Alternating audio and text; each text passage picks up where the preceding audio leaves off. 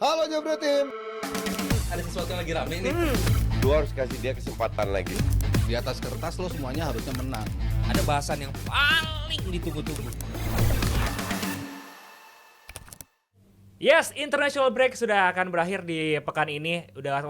Artinya kita akan menunggu lagi tim-tim Eropa untuk berlaga di kompetisi Eropa tentunya. Seperti yang kita tunggu-tunggu adalah laga perdana dari Ruben Amorim bersama Manchester United nih Mas Panji. Gokil banget karena Panji yang nungguin doang nih.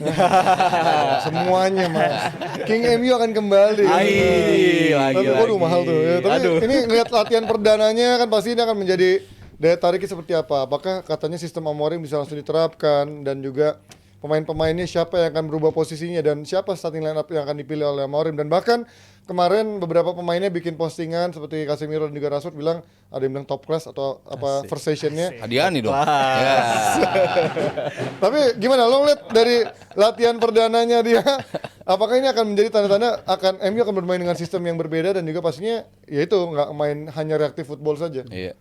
Beberapa faktor positif muncul ya ketika Amorim datang, dia mendeklar dirinya I'm a head coach gitu kan, bukan sebagai manajer. Artinya dia ingin lebih involve di dalam lapangan ketika latihan itu berlangsung. Berapa kali butuh reparasi di sini situ dia selalu ngomong ini salah, ini benar, ini salah, ini benar. Ayo lebih begini. Dia lebih ingin involve sama para pemain, dia ingin lebih dekat dengan para pemain. Dan itu menjadi salah satu sinyal yang positif menurut gue dengan kedatangan Amorim. Banyak pemain yang tadi lo bilang menyatakan bahwa chemistry-nya kok di hari pertama udah mulai kelihatan kebentuk nih dengan hadirnya Amorim. Cuman ya gue harus melihat dan menguji juga hipotesis yang dimunculin sama Abel Zabir waktu di sini kan. Dia bilang ini pelatih full Portugal. Seluruh hidupnya dihabiskan di Portugal, tapi dia melihat kayak pelatih yang udah pernah melatih di banyak negara kan. Dia bilang ini dia bisa ngadopsi gaya Itali, bisa ngadopsi gaya Inggris, gaya Spanyol. Bener nggak nih? Akan gue tunggu nih ujiannya dia, apakah dia bisa melakukan itu. Berapa kali kita pernah melihat kemunculan pelatih-pelatih Portugal yang menurut gue cuma sukses ya Jose Mourinho gitu kan ketika datang ke Inggris yang bisa melewati semua rintangan dengan sempurna ya cuma Mourinho. The next Mourinho kita sempat lihat pengganti dia AVB ternyata segitu aja gitu kan. Padahal dia datangnya juga setelah juara Liga Eropa kan. Artinya kan nggak semudah itu juga bagi pelatih Portugal untuk bisa datang ke tim Inggris dan langsung bisa bagus di situ. Tension yang begitu keras tentunya datang dari semua pihak lah ya pasti, apalagi lo megang Manchester United, tekanan yang begitu besar, dibutuhkan sebuah hasil yang instan. Lo nggak bisa bicara United tapi lo butuh long term gitu, lo harus bisa langsung menunjukkan sesuatu di musim pertama lo. Nah ini bisa nggak nih dilewati oleh Amorim? Tapi based on apa yang terjadi di latihan pertama, sinyal menuju situ udah mulai kelihatan. Tinggal penjudiannya nih di hari H begitu ketemu Ipswich, bisa nggak dia bisa lewat dari hadangan itu. Kemarin apalagi setelah dipegang Nistelrooy kan ternyata lumayan kan. Apa yang nggak bisa dilakukan sama Ten Hag bisa dilakukan. Karena asal bukan Ten Hag Mas. Asal bukan Ten Hag. Seger lagi. ABT loh. Asal bukan Ten Hag. Kan. Apa yang nggak bisa dilakukan Ten Hag untuk meminta pemain yang mencetak gol dalam skala yang banyak, ternyata bisa di era Nistelrooy yang begitu singkat. Gol di atas 2 gol kayaknya mudah nih buat United gitu. Nah ini bisa nggak nih diterusin sama Amorim? Kadang-kadang kan romantisme atau apa ya euforia honeymoon itu kan memang kadang-kadang berlangsungnya memang singkat kan. Bahkan di era Ole Lu waktu jadi caretaker lebih bagus dibandingkan ketika dia jadi permanen. Nah ini pertanyaan konsistensi di bawah Amorim, menurut lo ini akan terjadi atau menurut lo butuh waktu panjang, tapi yang penting dia membangun sistem yang selama ini dibangun Ten Hag tuh nggak jalan bahkan sistemnya. Kadang-kadang dia pengen mainnya attractive football, pengen main yang main bagus, tapi di bawah Ten Hag tuh nggak kelihatan dua-duanya hasil maupun sistemnya kan. Iya, mengingat ini skuadnya juga skuad warisan Ten Hag banget Mas sebenarnya. Jadi menurut gue PR-nya masih di situ bagi Amorim. Tapi menurut gue optimis, kayaknya startnya bakal bisa gue katakan sih kayaknya bakal bagus. Kenapa begitu? Karena United dengan pemain-pemain yang ada, kita udah ngeliat buktinya sendiri lah. Biasanya manajer bounce mereka tuh bisa ngangkat para pemain, moralnya sempat naik dulu tuh. Tapi ujiannya nanti di paruh musim setelahnya ini, di musim keduanya menurut gue bakal jadi ujian yang sangat berat bagi Amorim. Tapi kenapa gue optimis startnya Amorim ini bakal bagus? Karena gue ngeliat ada potensi kayaknya ada beberapa pemain yang bakal berasa kayak pemain baru gitu. Secara literally bahkan Leny Yoro bakal dicoba di bulan ini, kemungkinan dia udah bisa bermain. Luke Shaw. Luke Shaw juga kalau dia bisa sembuh. Malaysia kalau dia bisa sembuh. Malaysia bisa gemuk begitu. nge-provide gitu. Itu menurut gue left back sih masih jadi posisi yang menurut gue bakal krusial banget ya. Karena lu nggak bisa tiap minggunya tuh berharap antara Dalo atau Mazraoui yang bakal mainin di situ. Karena lu butuh long term left back yang bisa main firm banget secara sistem. Tapi kalau untuk United sendiri sih gue pede karena Ugarte sendiri menunjukkan dia bisa ngelakuin yang nggak bisa dilakuin di eranya Ten Hag gitu. Bersama Nistelrooy bisa ngeliat kok sesuatu yang kita bisa semua orang lihat, gue rasa yaitu transisi United kan sangat-sangat rapuh ya bersama Ten Hag. Tapi Nistelrooy bisa identifikasi masalah tersebut dan justru mainin dua gelandang langsung secara Casemiro dan Ugarte bersamaan, itu bisa ngelindungin United dari tembakan-tembakan dari lawan. Jadi gue sih ngerasa dua midfielder itu bakal tetap dilanjutkan tuh di eranya si Amorim ini, midfielder yang udah dilakuin di eranya Nistelrooy. Itu mungkin posisi-posisi yang udah kejawab, tapi jelas lini depan menurut gue bakal jadi tantangan banget karena gue bakal lebih salut lagi kalau seandainya Amorim bisa ngeluarin performanya si Marcus Rashford, Mas. Karena itu jauh lebih berarti daripada lu ngubah Orang mau sistem dijual lu. kok. Justru ini Mau ujian dijual sendiri mah. Januari. Kalau dia bisa ngehandle pemain, bisa ngeluarin performa terbaik dari pemain-pemain yang udah ada, itu CV-nya bakal lebih bagus lagi menurut gue bagi Amorim. Karena persaingan 3 di depan bakal cair banget sih menurut gue. Bahkan penempatan Bruno Fernandes di mana aja gue masih belum bisa menggambarkan. Karena di Sporting sendiri kan Amorim nggak main pakai nomor 10 gitu. Jadi menurut gue tantangan banget soal pemilihan 3 di depan itu sih kalau bagi gue. Tapi yang menarik kan adalah itu katanya Rashford, Anthony masih daftar jual. Tapi ada isunya juga Amorim pengen mencoba Rashford menjadi nomor 9 ya. Memang dia kayaknya nggak puas ngeliat Højlund maupun dari sisi dan juga si siapa Zirkzee itu kan. Menurut lo apakah Rashford mungkin masih jadi nomor 9?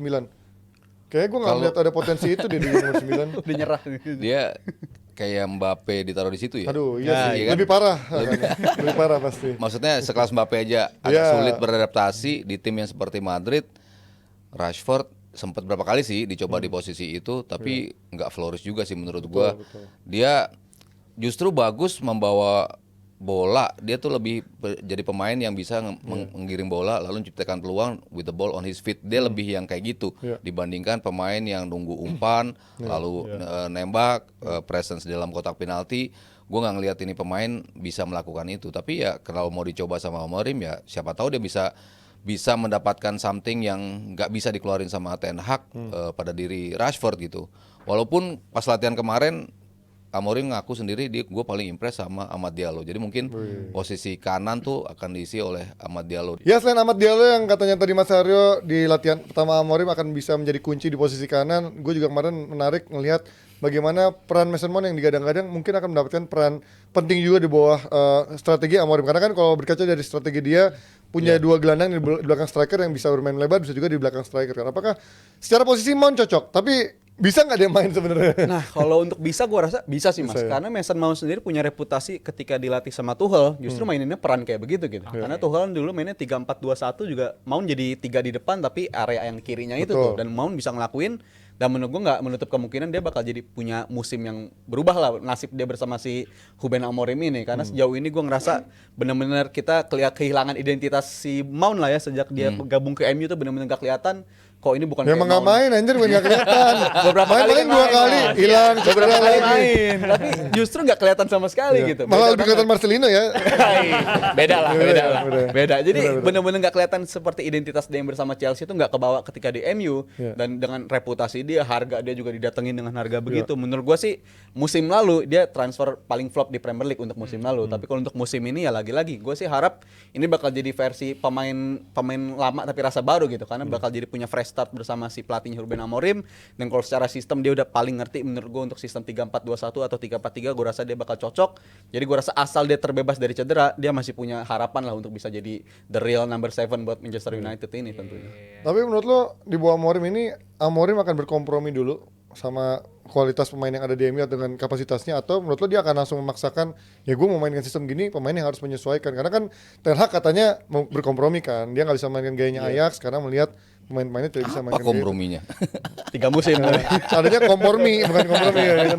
Tapi mungkin ya pelatih yang bagus kan biasanya itu kan. Ya kalau lu punya filosofi ya pemain yang harus mencoba mengadaptasikan tapi baru sesuai kapasitasnya, bukan akhirnya dia ngikutin pemainnya juga kan. Iya, kayaknya bakal dia combine sih dengan kebiasaan dia yang ada di Sporting, tapi dengan materi yang ada. Sebetulnya ketika dua-duanya cabut dari Chelsea, satu Havertz ke Arsenal, satu Mount ke United, sebetulnya gue lebih Mount. lebih penasaran untuk lihat wah Mount di United jadi nih. Iya. Karena skemanya kan sebetulnya memperlihatkan kalau dia harusnya bisa untuk main dengan skema yang biasa dimainkan di Chelsea. Transisi dia selalu jadi pemain yang ketika dapat bola lu cepet langsung progresnya ke depan. Itu kan yang United nggak banyak pemain yang tipe seperti itu. Ketika dapat di tengah geser kiri, geser kanan, balik belakang, nggak ada yang bisa langsung progres ke depan. Sementara Mount tuh bisa menawarkan itu, dan dengan gaya yang biasa dimainkan oleh Amorim di Sporting, gue rasa dia salah satu pemain yang harusnya bisa untuk melakukan itu ya, dan worth the try menurut gue karena ya ini pemain masih on his prime kalau kita bicara usia, fisik juga gue rasa masih bisa. Berapa pertandingan dia selalu nunjukin main 90 menit nggak pernah masalah ini pemain. Sehingga kenapa lo punya pemain yang bisa menawarkan something berbeda, kenapa nggak lo pakai gitu. Jadi ya gue tetap menantikan dia.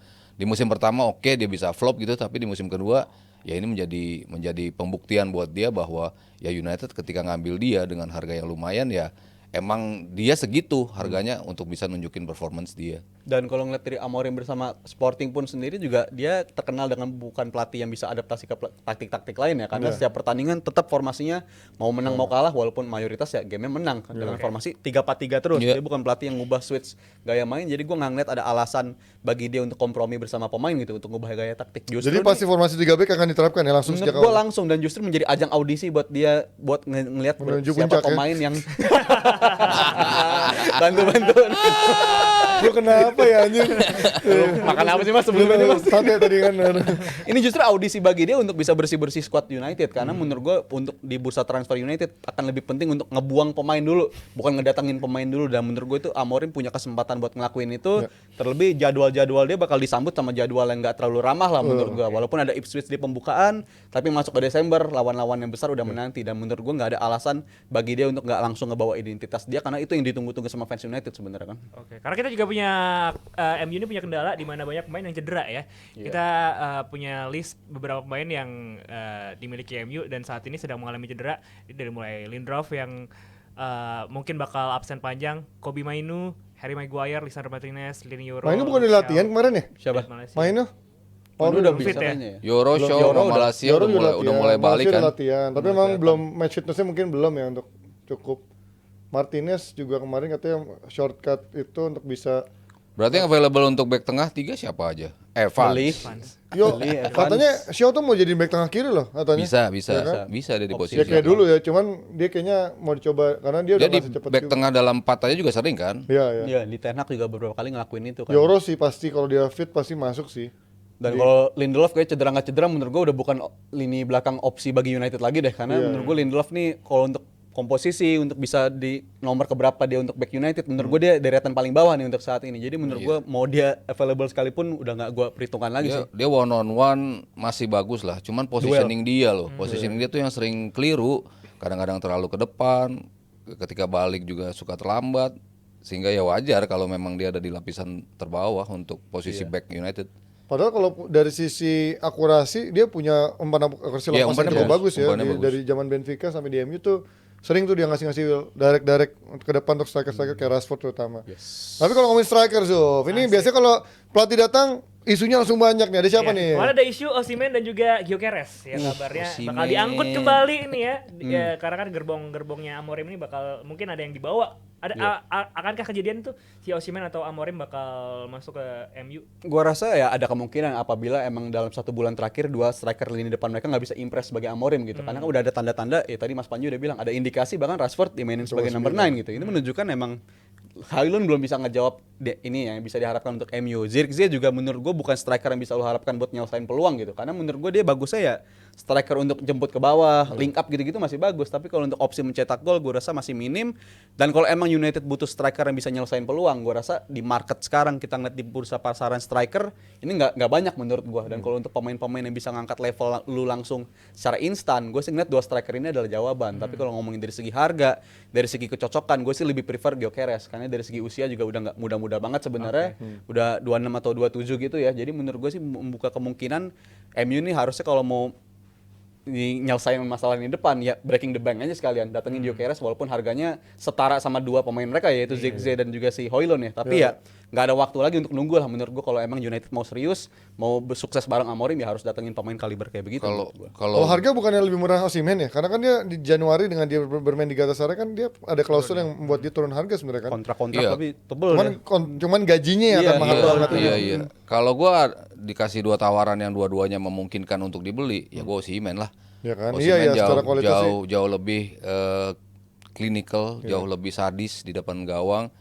Tipe striker emang dibutuhin semua tim lah di Galatasaray. Berapa kali kita lihat gila ini orang kan umpan-umpan kayak apapun semuanya jadi mau ke kanan, mau ke kiri, mau sundulan. Striker yang sangat lengkap gitu. Ya Gyökeres oke, kalau lo mungkin dari sisi duit dan gaji nggak sebesar Osimhen gitu ya masih masuk gitu. Cuman kalau lo punya cukup dana untuk bisa mendatangkan 2 pemain ini, ya gue mending langsung ke Osimhen karena sudah teruji gitu kan. Lo ini kan kemarin Galatasaray menjadi ujian dia. Iya. Lo pindah liga, atmosfer baru, lo masih bisa nggak perform seperti yang lo tunjukin di Napoli? Bisa. Ternyata ini pemain bahkan di European stages-nya pun dia bisa nunjukin itu. Jadi ya gue rasa kalau United emang mau get rid of pemain-pemain mereka yang ada di situ untuk bisa mendapatkan salah satu dari 2 pemain ini, ya gue go for Osimhen sih kalau gue. Tapi secara kesempatan Zirkzee apa Højlund menurut lu nggak punya chance untuk Kalau bisa. Zirkzee mungkin bisa Siapa yang masuk lebih mungkin dipertahankan menurut lu? Kalau datang satu striker lagi. Højlund apa Zirkzee? Gue lebih suka Zirkzee sih. Karena dia bisa datang dari sayap, bisa menggantikan posisi Garnacho misalnya. Dari kanan pun dia bisa gantiin posisi Anthony atau Amad Diallo di posisi itu. Nggak melulu harus di tengah gitu, dan link up play-nya kan dia lebih bagus dibanding kalau Højlund mungkin etosnya lebih bagus, larinya ke sana kemari, bantu ngejemput bola, itunya iya gitu. Tapi untuk urusan lu menjadi seorang striker yang harusnya ngebantu ke depan, menurut gua nggak sebagus Zirkzee sih. Cuman ya Zirkzee butuh dimainin secara konsisten untuk bisa nunjukin kemampuannya gitu. Itu kan yang dia tunjukin ketika di Bolonya kan kesempatan, akhirnya menunjukkan dia kenapa menjadi striker yang bagus ya karena jam terbangnya pun terpenuhi gitu. Dan kalau ngeliat gua nambahin dari Zirkzee sendiri kan sebenarnya di 3 game awal United sempat bisa Bagus, ngejawab bagus, tuh iya. bisa ya di 3 Tapi game. golnya cuma satu yang Fulham. Iya, yang ke deflect doang itu doang Di kan, lawan ya Fulham, kan? tapi habis itu dia main cukup oke lagi ya walaupun ada yang dia ngeganggu golnya si ini ya salah satu yang match lawan Brighton tuh ya kena lutut dia Oh, jadi iya, dianulir. iya, Tapi iya. selain itu menurut gue di awal musim dia startnya bagus tapi kayaknya gue ngeliat dia ini tipe striker yang butuh ritme main secara terus menerus Iya, iya. gitu. Kalau udah hilang satu ya sampai sekarang pun gue setiap kali ngeliat dia dimainkan sebagai pemain pengganti kayak malah kelihatan paling capek gitu padahal dia sebagai pemain pengganti tapi kelihatan lebih capek dari teman-temannya. Jadi kalau gue pilih sih gue lebih milih Højlund Mas karena Iya. performa dia di timnas pun juga 20 game 7 gol itu menurut gue performa yang cukup oke lah untuk standar striker muda, usia juga masih muda dan kalau dibilang paling mirip untuk sistemnya Amorim, paling mirip sama Gyökeres siapa? Gue ngeliat sih masih Højlund dibandingkan sama si Zirkzee gitu kalau untuk secara sistem. Berarti punya 2 yang tipe sama mirip-miripan. dong? Siapanya? Berarti Kalau punya- seandainya datengin si Gyökeres, menurut gua nggak ada salahnya di situ gitu karena si Højlund ini masih muda dan kalau lu ngedatengin Gyökeres yang usia segitu nggak akan ngeganggu perkembangan dia gitu. Tapi kalau seandainya tiga-tiganya ngumpul di satu tim, gua rasa dan si Zirkzee juga masih muda, itu bakal ganggu ke perkembangan dan gua bilang sih nggak mengherankan kalau seandainya dua pilihan ini ya Zirkzee yang menurut gua lebih tersingkir duluan sih bersama Amorim ini nantinya. Oke. Kalau lu sendiri sebagai fans MU Mas, lebih milih buat lini depan memanfaatkan pemain yang ada atau yaudah masukin aja Gyökeres atau Ya pasti kalau punya pilihan buat masukin Osimhen atau Gyökeres pasti gue pilih Osimhen kemana-mana gitu. Cuman ya itu faktor gaji gue nggak yakin MU sekarang mau ngeluarin gaji 400 ribuan nggak salah per pekan untuk seorang Osimhen. Ya kalau Gyökeres mungkin secara kedekatan dengan Amorim lebih kenal, tapi gue ngelihat gue ngeliat gol-golnya di Liga Portugal yang 16 gol diciptain musim ini kayak Biasa aja. iya gitu kayak nggak terlalu Kayak impress ya? nggak terlalu impress untuk seorang striker gitu ya. Walaupun memang waktu lawan City gue impress banget gitu dia Berondong, bagaimana betul. pergerakannya, bagaimana dia selalu mencium posisi yang tepat. Tapi kalau untuk gol-golnya gue lihat bukan yang ya kalau secara level ibaratnya dia di bawahnya Osimhen lah kalau secara level. Tapi ya kita lihat aja nanti secara duit maupun juga kesempatannya lebih dapat yang mana gitu. Yes, kita tunggu aja nanti di transfer window apakah MU bersama Amorim akan mendatangkan pemain baru terutama di lini depan dan yang pasti nih buat para fans MU udah nggak sabar untuk nunggu debut dari Ruben Amorim bersama Manchester United tapi dan di hari Minggu nanti sebelum kita melihat debutnya jangan lupa untuk menonton juga ini ya DPI English version di jam 12 siang hanya di Jebret Media TV. Kita akan kembali ngomongin soal tim nasional Indonesia saat lagi. Halo Jabra Tim. Ada sesuatu yang lagi rame nih. Lu harus kasih dia kesempatan lagi. Di atas kertas lo semuanya harusnya menang. Ada bahasan yang paling ditunggu-tunggu.